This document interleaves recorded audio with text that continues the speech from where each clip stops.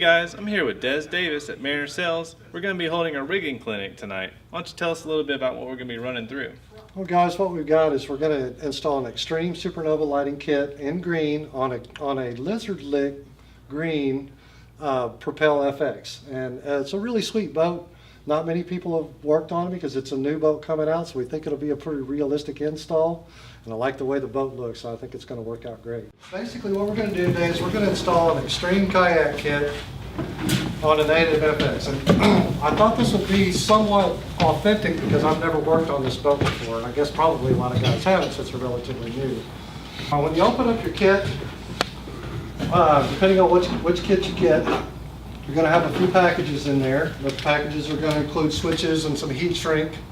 They're going to include tie wraps, some sticky pads to stick the wire up in the boat, and some adhesion promoter, the most important part of the procedure here. You're going to need that to make your lights stick on the boat. And you've got some fuses, fuse holder, and that sort of stuff. Jerry happens to have a spade connector type battery. There's a few different kinds of battery connectors out there. Some of them have an eyelet. Some of them have a spade connector. We do not supply either one of those in the kit. That's the one connector that you have to supply yourself. And that's because I have no idea what connector you're going to need. So you'll have to purchase that yourself, available at Radio Shack or Mariner. I believe you can purchase those at Mariner Sales. You can purchase that at Mariner Sales. So we put that fuse holder as close as we can to the battery. These two wires are now your power supply, what I like to call the power supply. This black wire connects to every black wire in your kit. There's one wire here. That wire goes directly to the battery. There's been some confusion in the past because the wires on these switches are black. Okay, and so I don't know how many people call me and say, when I turn my switch on, the fuse blows. So don't connect that black wire into your switches and that won't happen. That's usually the quickest solution to it, and that's what happens. This red wire, which goes directly to the fuse holder, which goes to your battery, connects to the switches itself. And what I do is I take my switches, I pick the wire coming out of one side. It doesn't matter which one, the switch is just an in and an out, so it really doesn't matter which one you connect it to, and I twist those two together. I'm going to take these two switches, tie them together, and I'm going to take my red wire, which comes directly from the battery, strip that back, and tie it into those two switches. Now both of these switches are powered. Out the other side goes to the respective lights. So on Jerry's boat, what we're going to do is we're actually going to go ahead and we've mounted some interior lights on this boat, which is a little different than every other boat. We've mounted them up under the seat. And we're going to leave those lights connected to the exterior light circuit. So when he turns his outside lights on, these two lights on the inside of his boat are always going to be on. So all he has to do is look down and get his box. He doesn't have to hit a switch. It's going to give a nice little glow. Won't be too intense in the boat. And so that just kind of makes it a little more convenient, so Jerry doesn't have to hit a switch just to see a little bit. Now his front lights we've mounted up under here. We've actually added another white light in his hatch because we thought that would be cool, and I happen to have one in the box. That's going to connect to the second switch. One of these switches will turn on all the outside lights and two lights on the inside, and the other switch is just going to connect and turn these three on right here. And then so he kind of uses those for task lighting. So like when you're sitting in your boat, depending on how your lights are set up, you don't really necessarily want light in front of you, especially if you're just sitting there casting, because it kind of screws up your night vision a little bit. So just go ahead and we'll turn those on for task lighting if I need to find something, need to tie on, or whatever it is. I guess let's back up here a little bit. We'll talk about light locating lights on the outside of the boat. I use one of these. Not everybody has one of these. It's a seamstress tape. The reason I use a seamstress tape is because kayaks are curved. And if you try to put a flat tape measure on it, a lot of times it doesn't work very well. One thing that we came up is this boat has an anchor trolley. Jerry doesn't necessarily want to use that anchor trolley a whole lot, but he's going to want to use it occasionally. As you can see, that anchor trolley is actually going to run up in a really good location for the light. If you're not careful, you'll end up hanging a light with your anchor rope or the clip that you use. Jerry's decided that he's going to refuse to put that anchor trolley all the way forward. And so So what we came up with, there's several good places to put this light. You could put it up here, but I always go back at least 6 inches from the front of the boat. And I made a mark and decided where I wanted the front of the light at. So I held the light up to that mark itself, brought it right here, and then I came back with my Sharpie. And of course, I've done this a few times, but I can eyeball a 1/4 inch back from this from this large heat shrink, and a 1/4 inch down from that tape. This light is a 1/2 inch wide. That puts this hole right in the center of this light. So I'll just go ahead and push that light in and let the wire hang out. What size hole was that? That is a 3/16 hole, and that is almost exactly the size of that wire in the heat shrink. So it fills up most of the hole. We're still going to use marine goop to seal it later. I'm sorry, go ahead. That was the question just answered. We'll use marine goop or Lexel. Don't use silicone on a rotomolded boat. It reacts. It's bad for the boat. And it'll come out later on. So anyways, I'll throw that out. Now what we did on the rear, we kind of looked around. We kind of wanted to match this at the back, but it just didn't work out for us. And one reason why is because these logos, you'll notice they're on forward on one side and it's flopped over backwards on the other side. And it's not in exactly the same place. And so we didn't have enough room to do that right here where we kind of wanted to do it. It just wasn't going to look good. We thought maybe, yeah, we try to line it up here and make it look really cool, but it didn't work on the other side. Standing around here kind of looking, said, oh, you know what? That actually looks really good. So we drilled a hole. The good thing about it is the boat's already got a little recess here. It all worked out. It's going to be on the same side. I didn't even have to pull a tape measure out. I pulled a drill out. 3/16 drill bit. I shouldn't even say this. I haven't drilled one in the wrong spot yet. Here we go. If you do, when you drill your holes out, if you'll save the little curlies from all your holes, if you do happen to have a hole that needs to be patched, if you save the little curlies from the drill, it's the same color, and you know you guys can actually do a really good job of patching that hole. You won't even know it's there. So far, so good. If you're working in a dirty surface, don't throw the lights on the dirt because this tape is a little bit thick and it's a little sticky on the side, and you'll end up with gravel in your lights. And I personally don't care for that a whole lot. There is a releasing agent on all kayaks, on rotomolded kayaks. Generally after a year or so on the water, that kind of goes away. But I suggest using acetone anyways, and don't go crazy with the acetone. And it's really not good for your skin. Or your lungs. Or your lungs. The one thing with acetone is whatever chemical that it picks up, it actually goes into your skin. If this was an enclosed, a sit-in kayak or sit-on-top kayak, you would shove this in the hole. If there's a hatch here, I suggest pulling them out, deciding which side you want to go to for your switches, and then tying them together on one side with one of our tie wraps, and then running both wires down the side. With a Hobie, I don't suggest that because it's kind of a problem. What I do with a Hobie is we have a light on the rear for the tank well, and we have 2 lights on the rear, and of course I connect those all together on the same switch. I pull all 3 of those wires out the rear hatch, solder there, and I pull 1 wire forward to my switch location, just to keep less wire in the boat. And the 1 wire on the back, depending on your switch location, is sometimes just barely long enough to get out a hatch and solder. And I like plenty of wire. A lot of people are real concerned about, about having a lot of wire running around the boat, and I get that. But if you dress stuff right, and it depends on how you use a kayak. Of course, some people love to shove rods down inside them for extra, for backup, this and that. If you do that, you got to be a little bit more careful how you dress stuff. Pedal drive boats with rudders, be real careful about a lot of boats have with your cables and this and that. You don't want to get your wires mixed up with your cables too much. Most cables are inside a jacket now, so it's not really a problem. And some boats I actually get it tied to the cable. That's a bad idea. So we're going to put our switches on this side. So I'm going to run both of these rear wires down the same side of the kayak. Get them all pulled out here in one spot. So these 2 lights, like I said, are going to stay on all the time with the exterior lights. The one thing with this boat, with a sit-on kayak, a lot of times you can just run this light straight across, tie it up. We can't do that in this boat, so we've got to route all the way around back to our switches. How are you keeping the wires up underneath the hood? Well, what we're going to use is some of these sticky pads. These things stick really good, and they'll last 3 or 4 years in water and wet and this and that if you put them on right. You got to clean it with acetone, clean it with a little alcohol, and use our adhesive promoter, and it'll stay. But I'm going to show you how to do that.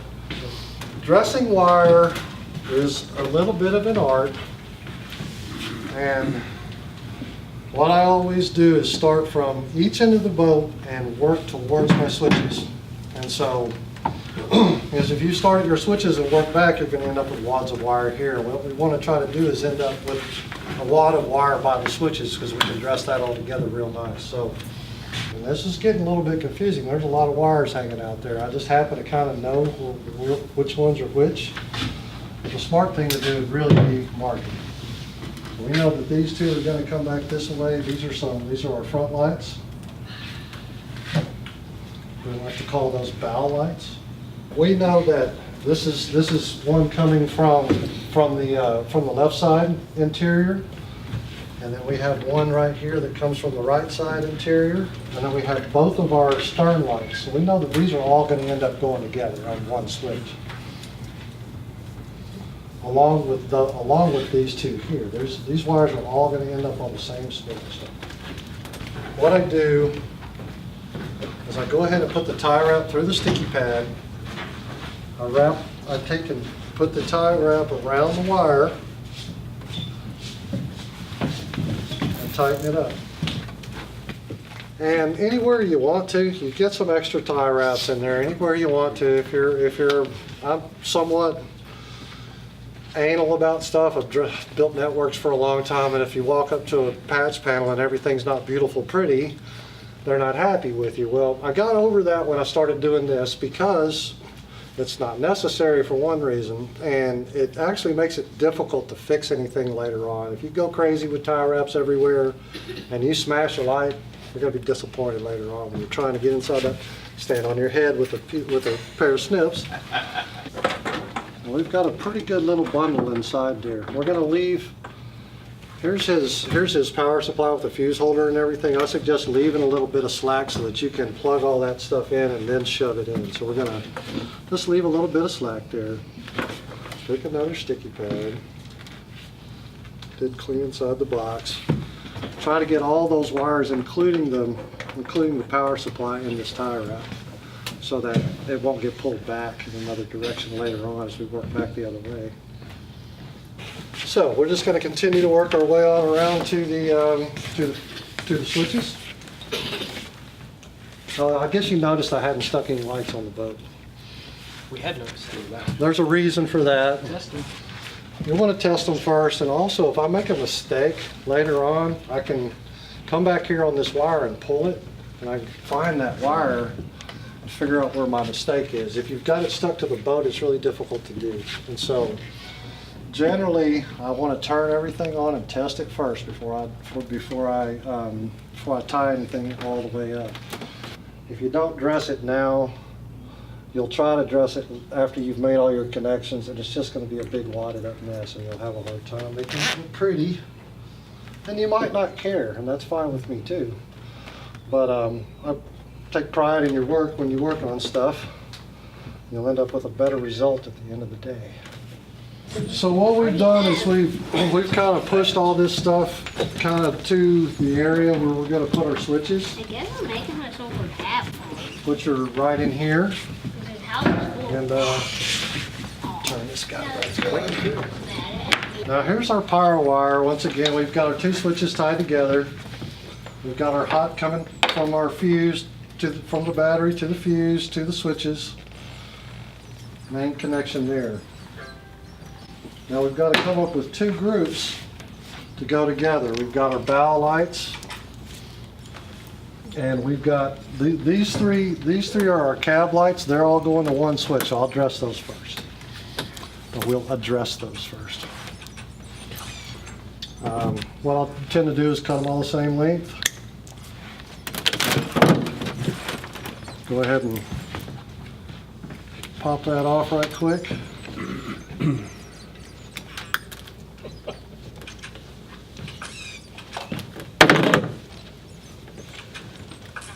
Pull them out.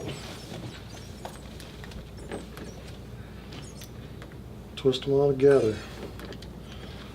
This will keep, now you've cut your marker off so you don't know, so if you'll just keep them right, if you'll just go ahead and right now twist those 3 wires together, come back and pull the grounds, twist those 3 together.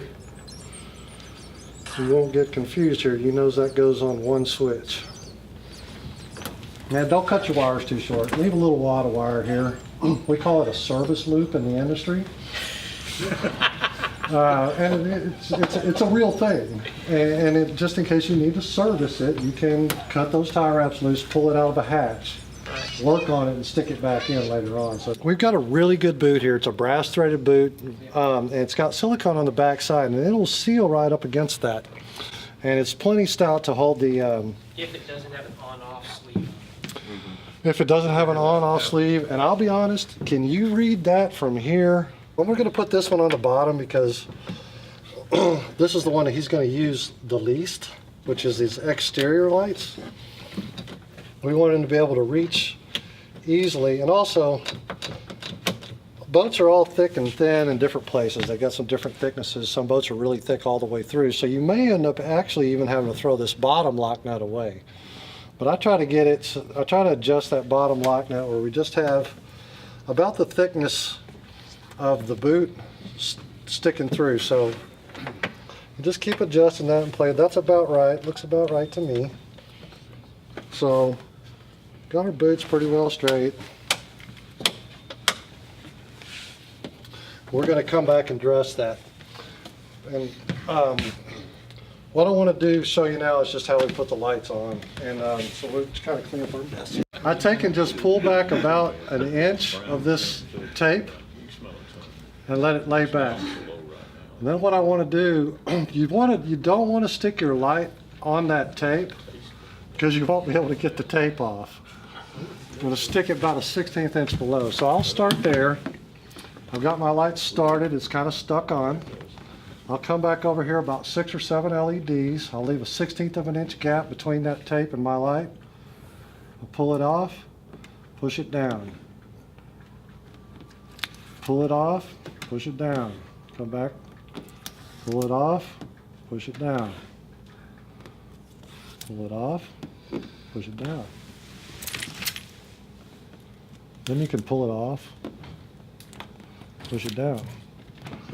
You don't have to go nuts, it's stuck. Now I'm going to pull this tape off there, be sure I didn't get any of it hung up.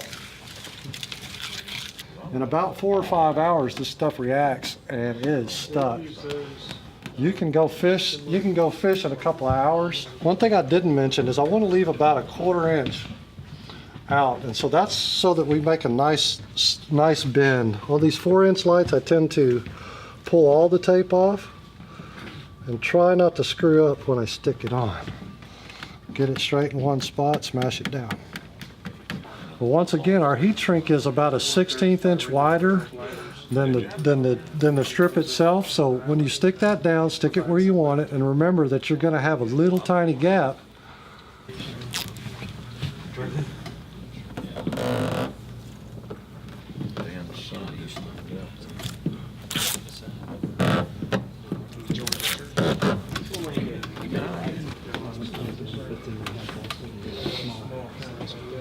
If your gap ends up a little bigger,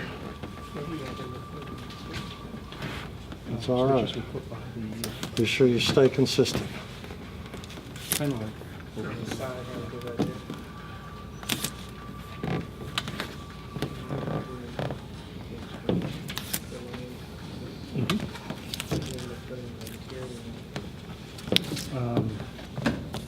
Actually,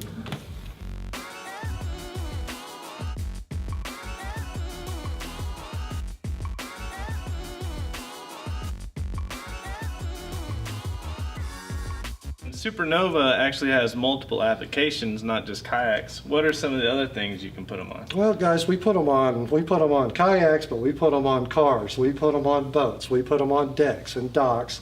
We do under counter lighting in your residence. We work on bars and restaurants.